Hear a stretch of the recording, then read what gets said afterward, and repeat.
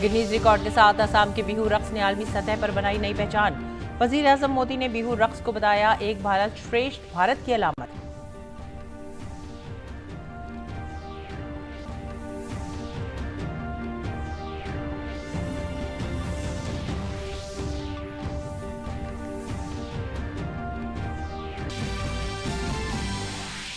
मरकजी वजीर दाखिला अमित शाह आज राजस्थान का करेंगे दौरा। भरतपुर में बीजेपी के बूथ सदर संकल्प महासम्मेलन से करेंगे खिताब।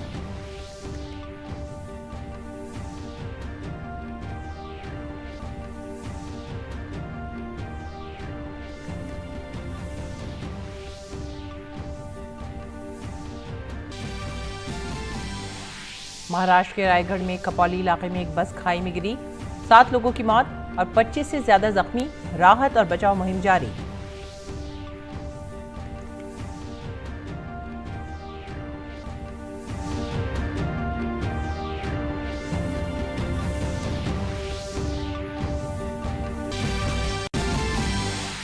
वजीर खारजा डॉक्टर एस जयशंकर का मोजम्बिक दौरे का आज आखिरी दिन।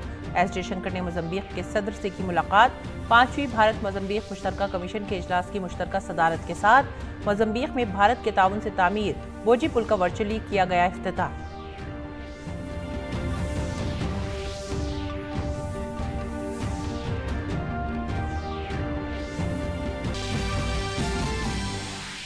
वजीर खजाना निर्मला सीतारमण एमडीबी को मुस्तहकम करने के लिए G20 में शामिल माहिरीन के साथ करेंगी मीटिंग। पायदार तरक्की के अहदाफ और सरहद पार से दरपेश चैलेंजेस की माली अनात के तनाजुर में 21वीं सदी की हिकमत अमली पर करेंगी तबादला ख्याल।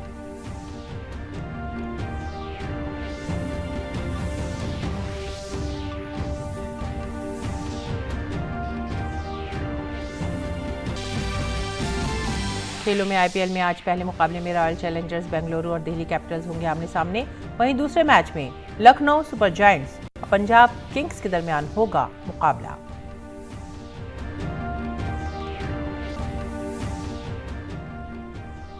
आदाब नाजरीन, उर्दू खबरों में आप सभी का खैर मकदम है। मैं हूं सादिया अलीम। नजर डालते हैं इस वक्त की खास खबरों पर। असम के रक्स बिहू और असम की रिवायती मौसीकी ने Guinness book of world record में नाम दर्ज करा लिया है। गुवाहाटी के सुरसजाई स्टेडियम में बिहू फनकारों और ड्रमर्स की कारकर्दगी ने शायकीन को हैरान कर दिया। काबिल जिक्र है कि बिहू फनकारों ने 2 मुख्तलिफ आलमी रिकॉर्ड कायम किए हैं। पहला रिकॉर्ड एक जगह पर सबसे बड़े एथनिक रक्स परफॉर्मेंस के लिए और दूसरा रिकॉर्ड एक जगह पर रिवायती मौसीकी की सबसे बड़ी कारकर्दगी का रिकॉर्ड कायम किया गया।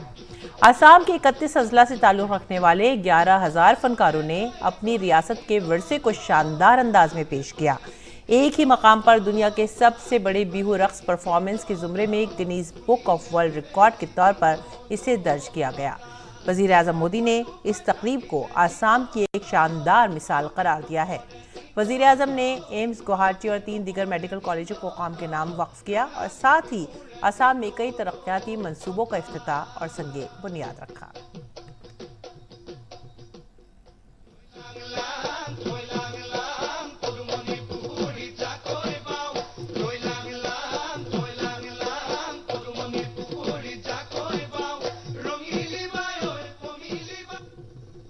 और मरकजी वज़ीर दाखिला अमित शाह आज राजस्थान के दौरे पर हैं।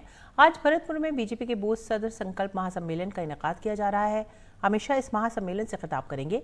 भारतीय जनता पार्टी ने राजस्थान में असेंबली इंतखाबात से महज 7 माह कबल अपनी सियासी सरगर्मियां तेज कर दी हैं।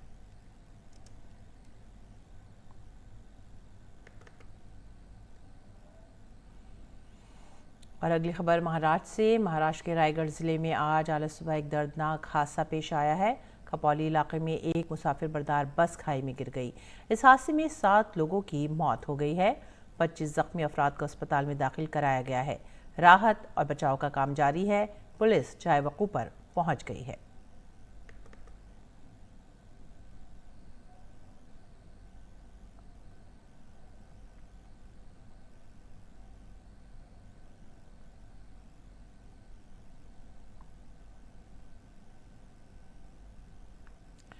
और आगे बढ़ेंगे अगली खबर की तरफ। सीबीआई की तरफ से दिल्ली के वज़ीर आला अरविंद केजरीवाल को तलब करने पर मरकजी वज़ीर मीनाक्षी लेखी ने कहा है कि सीबीआई ने अपनी तफ्तीश मुकम्मल कर ली होगी। सीबीआई का मकसद कागजात जमा करना होगा और तभी वो दिल्ली के वज़ीर आला अरविंद केजरीवाल को बुला रही है। उन्होंने कहा कि वज़ीर आला होने के नाते दिल्ली की कोई पॉलिसी केजरीवाल की रजामंदी और इल्म के बगैर नहीं बन सकती है। इन सब पॉलिसियों में कहीं अरविंद केजरीवाल का ताउन रहा है। इसमें जो मिस्टर नायर हैं, वो नायर साहब ने तो शायद केजरीवाल जी का पहले नाम भी लिया है और कहा है कि प्रत्यक्ष अप्रत्यक्ष दोनों तरीकों से केजरीवाल जी की मौजूदगी यहाँ थी। और आपको इस विषय में ये भी समझना होगा कि दिल्ली के मुख्यमंत्री होने के नाते दिल्ली की कोई भी नीति उनकी मर्जी के बिना, उनकी जानकारी के बिना और उनके ठप्पे के बिना बन ही नहीं सकती, चल ही नहीं सकती। तो कहीं ना कहीं केजरीवाल जी का सहयोग इन सब चीज़ों में रहा है, एक्टिव कोऑपरेशन रही है। और इसी सिलसिले में दिल्ली की शराब पॉलिसी घपले में अब दिल्ली के वज़ीर आला अरविंद केजरीवाल की मुश्किलात में भी इजाफा होता जा रहा है। सीबीआई ने कल अरविंद केजरीवाल को पूछताछ के लिए समन भेजा है। इस दौरान वज़ीर आला से मुबैना शराब घपले में पूछताछ की जाएगी। काबिल जिक्र है कि विजिलेंस डिपार्टमेंट की जानिब से दी गई रिपोर्ट में नई एक्साइज पॉलिसी में कई तरह की बेज़ाब्तियों का भी जिक्र किया गया था, जिसके बाद सीबीआई की जाँच शुरू हुई थी। उसके फौरन बाद दिल्ली हुकूमत ने इस पॉलिसी को वापस ले लिया। इल्ज़ाम है कि नई शराब पॉलिसी की वजह से दिल्ली हुकूमत को एक्साइज ड्यूटी में 3000 करोड़ रुपए और रेवेन्यू में 3500 करोड़ रुपए का नुकसान हुआ है। यही नहीं, मैन्युफैक्चरर्स और ब्लैक लिस्टेड कंपनियों को रिटेल में शराब फरोख्त करने के लिए टेंडर भी दिए गए थे। आम आदमी पार्टी का कहना है कि पार्टी सीबीआई की तरफ से वज़ीर आला को दिए गए नोटिस से खौफजदा नहीं होने वाली है। वज़ीर आला 16 अप्रैल को नोटिस पर हाजिर होंगे। काबिल जिक्र है कि इस मामले में साबिक डिप्टी सीएम मनीष सिसोदिया पहले से ही जेल में है। और वबाई मर्ज कोरोना के दौरान ऐसा नहीं लगता था कि ये मुश्किल घड़ी काफ़ी अरसे तक रहेगी। पूरी दुनिया ने सोशल डिस्टेंसिंग पर इत्तफाक राय किया था। इसी दौरान वज़ीर आज़म नरेंद्र मोदी ने 29 मार्च 2020 को नश्र हुए अपने मन की बात प्रोग्राम में लोगों को इन्फेक्शन से खुद को बचने के लिए सोशल डिस्टेंसिंग पर अमल करते हुए एक दूसरे के करीब ना रहने और जज्बाती तौर पर जुड़े रहने वाला पैगाम दिया था।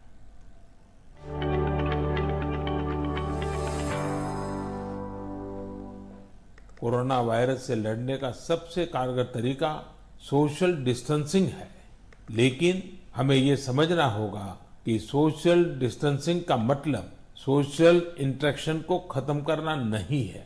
वास्तव में यह समय अपने सभी पुराने सामाजिक रिश्तों में नई जान फूंकने का है, उन रिश्तों को तरोताजा करने का है।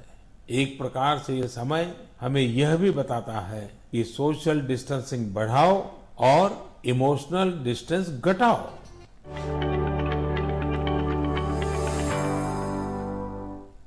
अगली खबर, वज़ीर ख़ारजा डॉक्टर एस जयशंकर के मोज़म्बिक के दौरे का आज आखिरी दिन है। एस जयशंकर ने मोज़म्बिक के सदर फिलिप न्यूसी से मुलाकात की। दोनों रहनुमाओं ने दो तरफा डेवलपमेंट कॉरपोरेशन को वसअत देने के तरीक़ों पर तबादला ख्याल किया। उन्होंने तिजारत, सरमायाकारी और दिफा जैसे शोबों में शराकत दारी को आगे बढ़ाने के लिए काम करने का अहद किया। मुलाकात के बाद एस जयशंकर ने ट्वीट किया, मोज़म्बिक के सदर फिलिप न्यूसी से मुलाकात के बाद फ़ख्र महसूस कर रहा हूँ। वज़ीर आज़म नरेंद्र मोदी की तरफ से ज़ाती मुबारकबाद पेश की। जयशंकर ने कहा, हम अपने ताल्लुकात को मज़ीद फ़रोग़ देने के लिए इनकी क़यादत की कदर करते हैं। वज़ीर आज़म मोदी के विजन के मुताबिक भारत तिजारत, सरमायाकारी, दिफा, तरक्याती ताउन, सेहत और अवाम के दरमियान ताल्लुकात को फ़रोग़ देने के लिए पूरी तरह से पुरअज़्म है। वज़ीर ख़ारजा डॉक्टर एस जयशंकर ने मापुटो में नेशनल फैब्रिका नेशनल डी मेडिकामेंटोस का दौरा किया। वज़ीर सेहत डॉक्टर आर्मेंडो त्यागो का शुक्रिया अदा करते हुए वज़ीर ख़ारजा ने कहा कि इस इदारे में जदीद तरीन टेक्नोलॉजी और सहूलियात से बहुत मुतासिर हुए हैं। उन्होंने कहा कि भारत के ज़रिए मोज़म्बिक टेक्नोलॉजी में की गई मदद से मोज़म्बिक इस शोबे में तरक्की की राह पर गामज़न है। और मोज़म्बिक के वज़ीर सेहत डॉक्टर आर्मेंडो एस जयशंकर, जो मोज़म्बिक के अपने पहले सरकारी दौरे पर हैं, इस दौरान उन्होंने अपने हम मनसब वज़ीरों के साथ भारत मोज़म्बिक मुश्तरका कमीशन की 5वीं मीटिंग की मुश्तरका सदारत भी की। एस जयशंकर ने मोज़म्बिक में भारत की तरफ से बनाए गए बोजी पुल का अमली तौर पर इफ्तिताह किया। मुश्तरका कमीशन की मीटिंग के दौरान जयशंकर और मकामों ने तिजारत, सरमायाकारी, ज़राअत, तवानाई, रेलवे, सेहत, तालीम, तरक्याती ताउन और दिफा समेत दो तरफा ताउन के वसी तर शोबों में होने वाली पेशरफ्त का भी जायज़ा लिया और इसकी तोसी के लिए नए रास्ते तलाशे। जयशंकर ने ट्वीट किया, कसीरुल जहती फॉर्म्स पर हमारे ठोस ताउन पर ख्यालात का तबादला हुआ। मोज़म्बिक को UNSC की कामयाब सदारत के महीने के लिए मुबारकबाद। कर्नाटक में सियासी सरगर्मियां तेज हो गई हैं। तमाम सियासी जमातें पूरे दमखम के साथ इंतखाबी मैदान में रायगढ़ दहिंदगान के पास पहुंच रही हैं। पेश है ये रिपोर्ट। कर्नाटक में सियासी पारा अपने उरूज पर है। रियासत में नामजदगी का काम शुरू हो गया है। ऐसे में तमाम सियासी पार्टियां हुकूमत बनाने की कोशिश कर रही हैं। कर्नाटक असेंबली इंतखाबात को लेकर हुक्मरां बीजेपी और अपोजिशन पार्टियां अपने अपने दांव लगा रही हैं। हुक्मरां जमात बीजेपी और अपोजिशन पार्टी के दरमियान इल्जामात और जवाबी इल्जामात का दौर जारी है। बीजेपी के कर्नाटक इंचार्ज अरुण सिंह ने जुमे को कांग्रेस पर तनकीद की। उन्होंने तंज किया कि उम्मीदवारों की तीसरी फहरिस्त नहीं आएगी। कांग्रेस 3 धड़ों में बटी हुई है। कांग्रेस में लीडरों के दरमियान अंदरूनी लड़ाई चल रही है। कोई एंटी इनकम्बेंसी नहीं है। सरकार के खिलाफ किसी भी प्रकार का न एंटी इनकम्बेंसी है न विधायकों के खिलाफ एंटी इनकम्बेंसी है, प्रो इनकम्बेंसी है। दूसरी बात मैं आपको बताना चाहूंगा, अभी तो कांग्रेस की लिस्ट आने दीजिए। दूसरी लिस्ट उन्होंने 6 अप्रैल को जारी की, अब तीसरी लिस्ट अभी आ नहीं रही है। इतनी बड़ी घमासान उनके अंदर होगी, आप देखिएगा। दरअसल साबिक बीजेपी लीडर और कर्नाटक के साबिक नायब वजीर आला लक्ष्मण सावदी कांग्रेस में शामिल हो गए। कर्नाटक के साबिक डिप्टी CM लक्ष्मण सावदी ने रियासती कांग्रेस सदर DK शिव कुमार और रियासत में अपोजिशन लीडर सिद्धरमैया से बेंगलुरु में उनकी रिहाइशगाह पर मुलाकात की। हालांकि बीजेपी का कहना है कि कांग्रेस के पास उम्मीदवार नहीं है और वो दूसरों से उम्मीदवार लेकर जीतने का ख्वाब देख रही है। Only condition that Saudi is made is that he should be treated properly. With all respect, 100% authenticate will be given to Saudi. He is contesting on Congress ticket. ಹೌದು ಅದು ಗೊತ್ತಿದೆ ಇದು ನೀವು 4 ದಿವಸದಿಂದ ನೀವೇ मुझे लक्ष्मण सावदी के लिए बहुत दुख है। राजनीति में यह बहुत आम है। उन्हें वहां राजनीतिक भविष्य नजर आया, इसलिए वे कांग्रेस में चले गए। लेकिन 60 निर्वाचन क्षेत्रों में कांग्रेस के पास कोई उम्मीदवार नहीं है, इसलिए उन्होंने कुछ लोगों को भर्ती किया है। लेकिन कांग्रेस को इनसे कोई फायदा नहीं होगा। ಅವ್ರಿಗೆ ಅವ್ರ ರಾಜಕೀಯ ಭವಿಷ್ಯ दूसरी तरफ कांग्रेस और JDS में अंदरूनी कश्मकश जोरों पर है। कर्नाटक के साबिक MLC और कांग्रेस लीडर राघव आचार ने बाकी मौक़िफ़ इख्तियार करते हुए जनता दल सेक्युलर में शमूलियत इख्तियार कर ली है। दरअसल JDS ने असेंबली इंतखाबात के लिए 49 उम्मीदवारों की दूसरी फहरिस्त जारी की है। साथ ही उम्मीदवारों के ऐलान के साथ ही कागजात नामजदगी दाखिल करने का अमल भी तेज हो गया है। उम्मीदवार M श्रीनिवास ने BTM लेआउट हल्के से अपना पर्चा नामजदगी दाखिल किया। अब ये देखना दिलचस्प होगा कि क्या बीजेपी तरक्की के नाम पर इख्तिदार में वापसी कर पाएगी या कांग्रेस और JDS दोबारा हुकूमत बनाते नजर आएंगे। आयशा खानम के साथ ब्यूरो रिपोर्ट DT न्यूज। मरकजी वजीर खजाना निर्मला सीतारमण ने जुमे को वाशिंगटन DC में IMF हेडक्वार्टर्स में IMF बोर्ड ऑफ गवर्नर्स की मीटिंग में शिरकत की। वजीर खजाना ने कहा कि G20 के तमाम मेंबरान की इज्तिमाई कोशिशों का आलमी मईशत पर नुमाया असर पड़ेगा, जबकि कसीरुल जहती को फ़रोग़ देना दुनिया के लिए बेहतर मुस्तक़बिल का बायस बनेगा। वजीर खजाना ने मौसर मालियाती पॉलिसी में मुसलसल ढांचाजाती इस्लाहात की ज़रूरत पर भी जोर दिया। उन्होंने ख़ास तौर पर कम आमदनी वाले और कर्ज़ों के बोझ तले दबे ममालिक में कर्ज़ों की जल्द रिलीफ पर तवज्जो मरकूज़ की। वज़ीर ख़जाना निर्मला सीतारमण ने मालियाती अदम इस्तेहकाम और कमज़ोर आलमी इक़्तिसादी नुक़्ता नज़र एशिया की गैर मुस्तहकम कीमतों और अफ़रात ज़र के हवाले से तशवीश का इज़हार किया। IMF board of governors meeting IMF headquarter में ये मीटिंग हुई।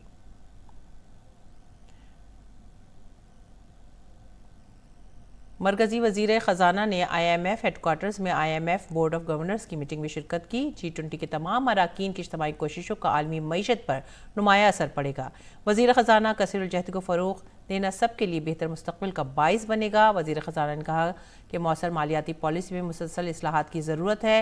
वजीर ख़जाना ने ख़ास तौर पर कम आमदनी वाले और कर्ज़ों के बोझ तले ममालिक में कर्ज़ों में जल्द राहत पर भी जोर दिया। वज़ीर ख़जाना ने मालियाती अदम इस्तेहकाम और कमज़ोर आलमी इक़्तिसादी नुक़्ता नज़र पर तशवीश का इज़हार किया। वज़ीर ख़जाना ने अशिया की गैर मुस्तहकम कीमत और महंगाई पर भी तशवीश का इज़हार किया। वज़ीर ख़जाना ने IMF के किरदार को मज़ीद मजबूत करने पर भी जोर दिया।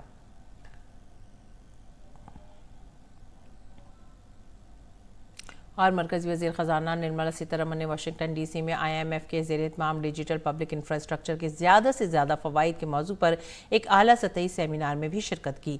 सेमिनार से खिताब करते हुए वज़ीर ख़जाना निर्मला सीतारमन ने कहा कि किस तरह भारत के मजबूत डिजिटल पब्लिक इंफ्रास्ट्रक्चर जैसे open network for digital commerce और अकाउंट एग्रीगेटेड प्लेटफॉर्म ने छोटे कारोबारियों को क्रेडिट और दीगर डिजिटल खदमात तक रसाई के काबिल बनाया है। उन्होंने जोर देकर कहा कि डिजिटल पब्लिक इंफ्रास्ट्रक्चर ने कारोबार करने में आसानी और भारतीयों की जिंदगी में आसानी पैदा करने में मदद की है।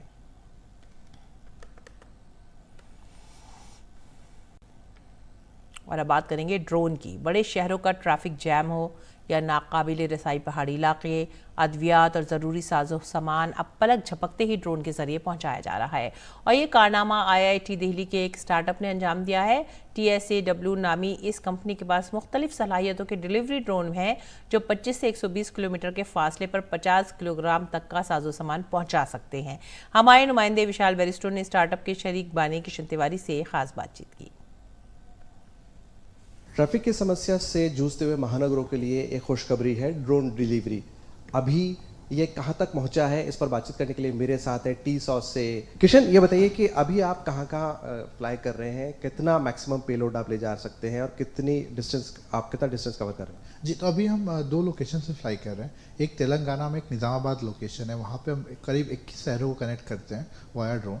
तो वहाँ पे जो ड्रोन है हमारी, उसकी मैक्सिमम कैपेबिलिटी 20 किलो उठाने की है। जो दूसरा हमारा रूट है कोलकाता का, वहाँ पे हम हावड़ा को सॉल्ट लेक से कनेक्ट कर रहे हैं। फर्दर हम इसको एक्सटेंड करके हुगली तक कनेक्ट कर रहे हैं। तो ये हमारे फिलहाल 2 रूट है जिस पे हम ऑपरेट कर रहे हैं। किस तरह से, अगर आप आम आदमी की भाषा में समझाना चाहें, किस तरह से होता है ये?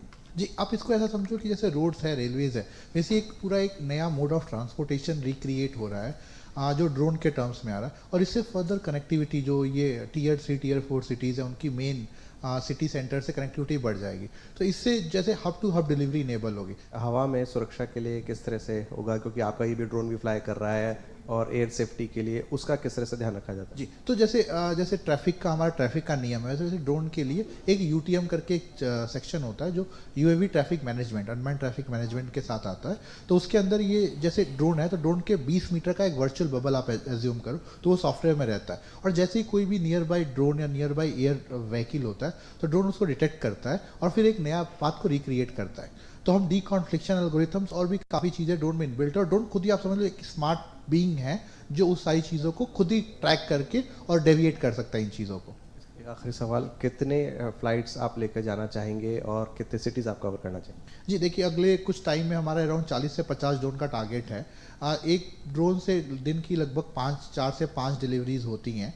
तो इस तरह से हम टारगेट कर रहे हैं कि कम से कम 20 हब्स रिक्रिएट करके 20 शहरों को कनेक्ट करके और वहाँ पे इनेबल करें। सबसे इंपॉर्टेंट यूज़ केसेस जो हम देख रहे हैं वो हिमाचल और उत्तराखंड में देख रहे हैं। उत्तराखंड की बात करो आप, तो देहरादून से उत्तरकाशी 7 घंटे का रास्ता है। मैं ये ड्रोन डेवलप करके 40 मिनट में वही चीज़ पहुँचा सकता हूँ। तो ये रूट्स हम इनेबल करके फिर इनकी कनेक्टिविटी प्रायोरिटी पे करना चाह रहे हैं, फिर बाकी के शहरों में हम भी फैलेंगे। जी, तो जैसे कि आपने सुना, ना सिर्फ ट्रैफिक की समस्या से ये आपको बचाता है, बल्कि आपका टाइम कंजम्पशन जो है, वक्त भी बचाता है, और जल्दी से जल्दी खास तौर से जो मेडिकल एड है वो भी आपको पहुंचाएगा। कैमरामैन जयशंकर के साथ मैं विशाल बैरिस्टो, DD न्यूज़ दिल्ली। और भारत सरकार की ड्रोन पॉलिसी ने इस शोबे से वाबस्ता स्टार्टअप्स को परवाज करने के लिए पंख दे दिए हैं। इस पॉलिसी के तहत भारत में गैर मुल्की ड्रोन की दरामद पर पाबंदी लगी हुई है। हमारे नुमाइंदे विशाल बैरिस्टो के साथ एक खास बातचीत में वॉट लैब डायनामिक्स की शरीक बानी डॉक्टर सरिता अहलौत ने कहा कि PM मोदी का विजन भारत की ड्रोन सनत को आलमी ताकत बनाना है। वॉट लैब डायनामिक्स एक स्टार्टअप है जो IIT दिल्ली में एक दिफाई शोबे में सरगर्म है। एक साल में 35 शो करके वॉट लैब्स ने दुनिया में अपना नाम कमा लिया है। मेरे साथ हैं सरिता अहलावत, जो इस कंपनी की को-फाउंडर भी हैं। आइए जानते हैं उनसे उनके फ्यूचर प्लान्स के बारे में और ख़ास तौर से मोदी सरकार ने जो इनिशिएटिव लिया है। सरिता, सबसे पहले मोदी सरकार का जो इनिशिएटिव है उसके बारे में आप क्या कहेंगे, क्योंकि प्रधानमंत्री का ड्रोन सेक्टर के ऊपर बहुत ज़्यादा फोकस है। 2021 में अगस्त में prime minister took an initiative और उन्होंने ड्रोन पॉलिसी को लिबरेट कर दिया। उससे हुआ क्या कि अभी आप आराम से ड्रोन बना सकते हो और बेच भी सकते हो और यूज़ भी कर सकते हो। एंड तो ही वेंट 1 स्टेप फर्दर, तो एक स्टेप और आगे जाके उन्होंने क्या किया कि फॉरेन जो ड्रोन्स थे उनको इंडिया में लाना बैन कर दिया। आप भारत में बना रहे हैं या बाहर भी बेच रहे हैं? तो पहली बात है कि हमने जो ड्रोन बनाया है कम्प्लीटली इंडिजिनस है, इसका सारा डिज़ाइन मैन्युफैक्चरिंग हमने इंडिजिनसली की है और अभी हम लोग बाहर में भी ये सर्विस प्रोवाइड कर रहे हैं। हमने अफ्रीका में शो किया है एंड ये साल में हम लोग कोशिश कर रहे हैं कि साउथ एशियन कंट्री में कम से कम 5 या 6 में हम जाएंगे। आपको एक एज मिल गया चाइना के ऊपर, तो आपका क्या प्लान है, किस तरह से आप उसको बीट करना चाहेंगे? हमारे एरिया की बात करोगे तो 5200 ड्रोन के साथ उन्होंने वर्ल्ड रिकॉर्ड बना के रखा है, तो हम लोग चाह रहे हैं कि वो रिकॉर्ड को हम तोड़ें। 5500 पहले बनाएंगे और फिर 7500 बनाएंगे और इसी साल हमें ये रिकॉर्ड तोड़ने की इच्छा है। भारत के रक्षा क्षेत्र को आत्मनिर्भर बनाने के लिए आपकी कंपनी क्या कर सकती है? तो हमारा जो एक्सपर्टीज़ है वो इसमें है कि हम छोटे छोटे ड्रोन्स अच्छे बना सकते हैं एंड लार्ज नंबर में बना सकते हैं। सरकार की अगर हम बात करें और दिल्ली आईआईटी की हम बात करें तो इनकी तरफ से किस तरह का सपोर्ट है आपको? तो आईआईटी दिल्ली से तो बहुत ज़्यादा सपोर्ट है कि जैसे आपको टेस्टिंग ग्राउंड चाहिए तो आईआईटी दिल्ली ने हमें एक इंक्यूबेशन प्रोवाइड किया, उसमें हमें एक छोटा lab office and also IIT Delhi की वजह से हमें वर्कशॉप और जितनी भी आईआईटी दिल्ली की फैसिलिटीज़ हैं वो हमें एक्सेस मिली है। हमने ग्राउंड को यूज़ किया है। Department of science and technology, TDB, IHFC, ये बॉडीज़ हैं जिन्होंने हमें फ़ंड किया है एंड फंड भी बहुत जेनरसली किया है, उसकी वजह से हम लोग ये टेक्नोलॉजी बना पाए। तो जैसे कि आपने सुना, सरकार की मदद के बिना ड्रोन सेक्टर में भारतीय कंपनियां इतना अच्छा नहीं कर पाती और अब हमारा जो निशाना है वो 2030 है, जहां पर हमें दुनिया में अपना परचम फहराना है। कैमरामैन जयशंकर के साथ मैं विशाल बैरिस्टो, टीडी न्यूज़, दिल्ली। नाज़रीन, पेश है दिल्ली से शाया उर्दू अखबारात का मुख्तसर सा जायजा।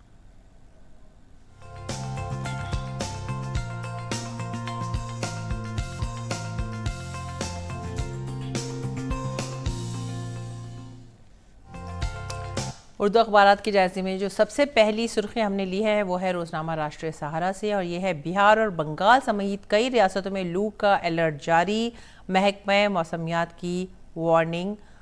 महकमा मौसमियात ने गर्मी और लू के हवाले से अलर्ट जारी किया है।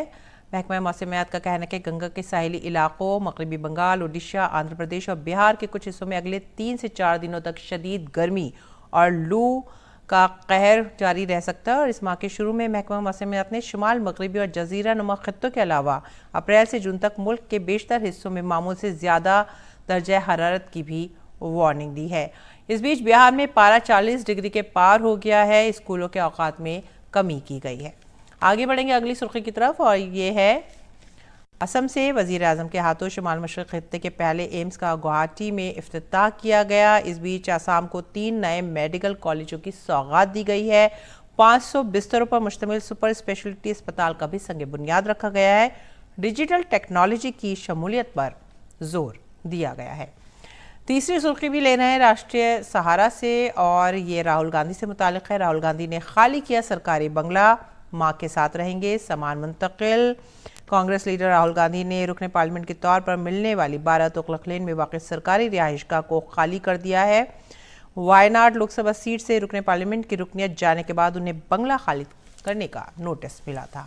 आगे बढ़ते हैं अगले अखबार की तरफ। इनकलाब से ले रहे हैं सुर्खी और ये है दिल्ली के वज़ीर आला केजरीवाल को सीबीआई का समन। आबकारी पॉलिसी में मुबैना बदनवानी के मामले में पूछताछ के लिए तलब किया गया।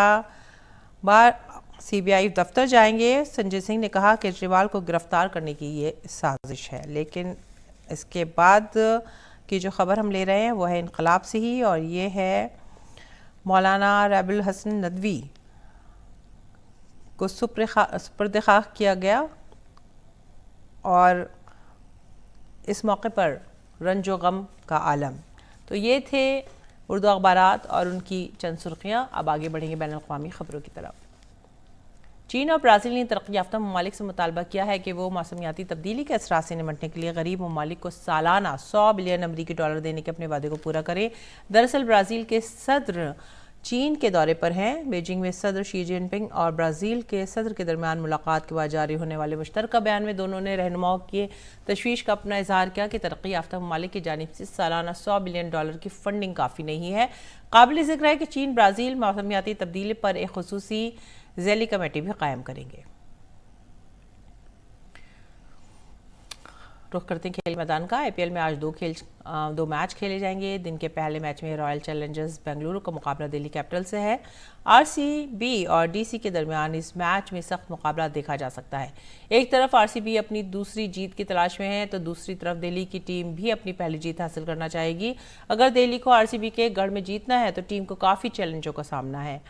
दिल्ली को अपनी पहली जीत हासिल करने के लिए खेल के तमाम शोबों में बेहतरी लानी पड़ेगी। मौसम का हाल। नाज़रीन, अब नजर डालते हैं मौसम के हाल पर।